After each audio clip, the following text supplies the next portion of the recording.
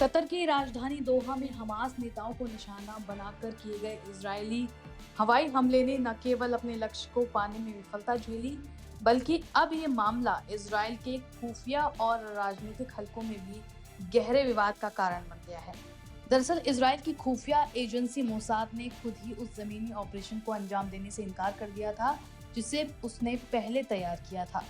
Mossad का मानना था कि ये कार्रवाई बंधक युद्ध विराम वार्ता को बर्बाद कर सकती है और कतर से उसके संबंधों को भी नुकसान पहुंचा सकती है, जो वर्तमान में हमास और इजरायल के बीच मध्यस्थता की अहम भूमिका निभा रहा है। बताया जा रहा है कि जब मोसाद ने जमीनी ऑपरेशन को अंजाम देने से इनकार कर दिया तो इजरायल के प्रधानमंत्री बेंजामिन नेतन्याहू कतर पर हवाई हमला करने को मजबूर हो गए। हवाई हमले में कोई शीर्ष नेता नहीं मरा। बताया जा रहा है कि मंगलवार को दोहा में इजरायली हमले में पहले ये कहा जा रहा था कि हमास का कोई बड़ा नेता मारा गया है, लेकिन शुक्रवार को तस्वीर साफ हुई जब हमास ने घोषणा की कि उसका वरिष्ठ नेता खलील अल-हया जिंदा है और उसने अपने बेटे हम्माम के अंतिम संस्कार में हिस्सा लिया।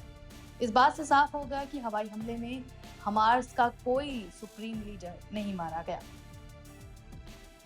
इजरायली मीडिया रिपोर्ट्स के मुताबिक इस ऑपरेशन के समय और तरीके पर इजरायल की सुरक्षा व्यवस्था में गहरी असहमति है। नेतन्याहू के इस हमले का विरोध करने वालों में आईडीएफ के chief of staff Eyal Zamir, Mossad प्रमुख डेविड बर्निया और राष्ट्रीय सुरक्षा सलाहकार तजाची हानेगबी शामिल थे, जबकि इसके समर्थन में खुद प्रधानमंत्री बेंजामिन नेतन्याहू, रक्षा मंत्री इजराइल कैट्स, शिन बेट के कार्यवाहक प्रमुख और रणनीतिक मामलों के मंत्री रॉन डर्मर शामिल थे। बंधक वार्ता का नेतृत्व कर रहे नित्जान आलोन को इस बैठक में बुलाया नहीं गया क्योंकि माना जा रहा था कि वो इस कार्रवाई का विरोध करेंगे। अमेरिका और कतर की नाराजगी। रिपोर्ट्स के मुताबिक ये हमला लाल सागर के ऊपर से उड़ान भर रहे 8 F-15 और 4 F-35 विमानों द्वारा दागी गई मिसाइलों से किया गया। इजरायल ने अमेरिका को हमले की सूचना केवल मिनटों पहले दी थी, जिससे उसे प्रतिक्रिया का कोई मौका नहीं मिला। अमेरिकी राष्ट्रपति डोनाल्ड ट्रंप ने खुले तौर पर इस कार्रवाई पर नाराजगी जताई और कहा कि वो पूरे घटनाक्रम से बेहद असंतुष्ट हैं। हमले में अल-हया का बेटा हम्माम समेत 5 लोग मारे गए, जिनमें एक कतरी सुरक्षा का अधिकारी भी शामिल था।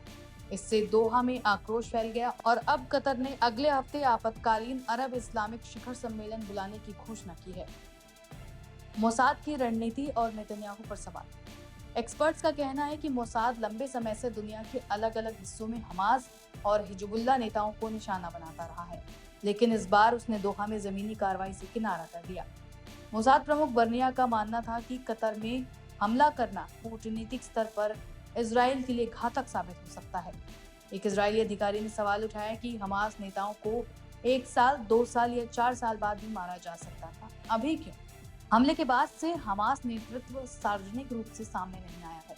हालांकि हमास समर्थक सूत्रों ने दावा किया कि अल-हया और कुछ अन्य वरिष्ठ नेता घायल हो सकते हैं, लेकिन उनकी मौत नहीं हुई।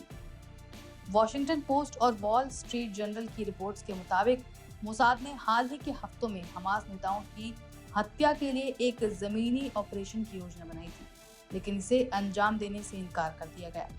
मोसाद प्रमुख डेविड बर्निया ने कतर में हत्या के ऑपरेशन का विरोध किया क्योंकि इससे कतर के साथ एजेंसी के संबंधों को नुकसान पहुंच सकता था। इसके बजाय इजरायल ने हवाई हमले का विकल्प चुना, जिसे शीन बेट सुरक्षा सेवा की सहयोग से वायुसेना ने अंजाम दिया। शीन बेट आमतौर पर घरेलू सुरक्षा के लिए जिम्मेदार है, जबकि मोसाद विदेशी ऑपरेशनों को संभालता है। चैनल 12 की एक रिपोर्ट के मुताबिक इस हमले का समय और तरीका दोनों ही विवादास्पद है। इजरायल के रक्षा प्रतिष्ठानों के अधिकांश लोगों ने सलाह दी थी कि इस हमले को टाल दिया जाए क्योंकि इससे बंधक मुक्ति और युद्ध विराम की वार्ता को नुकसान पहुंच सकता है। अब इस हमले ने कतर में तीखी कूटनीतिक प्रतिक्रिया को जन्म दिया है।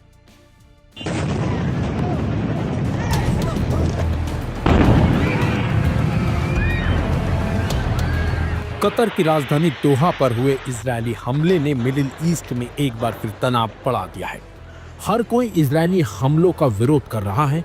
अरब देशों ने भी इन हमलों की निंदा की है, जबकि कतर ने इन हमलों का बदला इजरायल से लेने की बात कही है।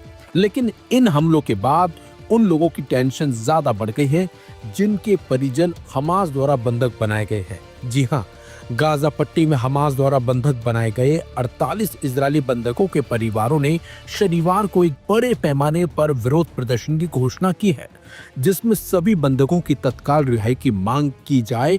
परिवारों के अनुसार यह प्रदर्शन तेल अवीव के हॉस्टेज स्क्वायर, यरूशलेम, शार हानेकेब जंक्शन और कॉर्मेल गेट में आयोजित किए जाएंगे। उनका मुख्य उद्देश्य नेतन्याहू सरकार से युद्ध समाप्त करने और सभी 48 बंधकों को वापस लाने की मांग करना है। बंधक और लापता परिवार फोरम ने वर्तमान तनाव को बंधक रिहाई समझौते को जानबूझकर विफल करने की एक और साजिश बताया है। फोरम ने कहा, गाजा पर कब्जा और इस अनंत बेमानी युद्ध का जारी रहना इजराइल के लोगों पर विनाश ला रहा है।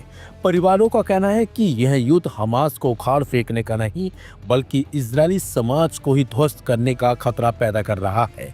यह हमास को उखाड़ फेंकने का युद्ध नहीं है, बल्कि इजरायली समाज को उखाड़ फेंकने का खतरा है और हम इसे होने नहीं देंगे। हम एक स्पष्ट आवाज के साथ पुकारते हैं, युद्ध समाप्त करने का समय आ गया है।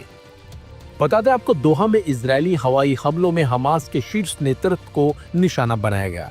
इसके बाद गाजा युद्ध विराम समझौते और शेष बंधकों की रिहाई पर बढ़ती चिंताओं के बीच प्रदर्शन की घोषणा की गई है।